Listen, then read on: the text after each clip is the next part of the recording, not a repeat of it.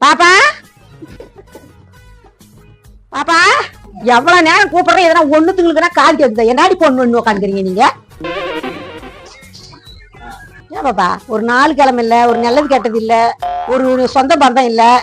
யார் எப்படி கவனிக்கணும்ன்ற ஒரு நல்லது இல்ல அந்த போன் எடுத்துனா சரி அதே வேலை தானே உங்களுக்கு வேற வேலை கிடையாதா அந்த காலத்துல போன் எங்கச்சு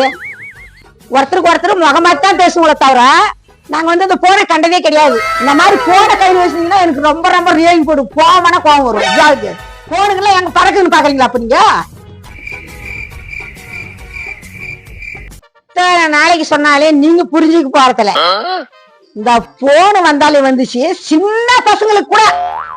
அல்ற பசங்களுக்கு போன்ல காது வச்சா கப்புனு ஆகி போயிருங்க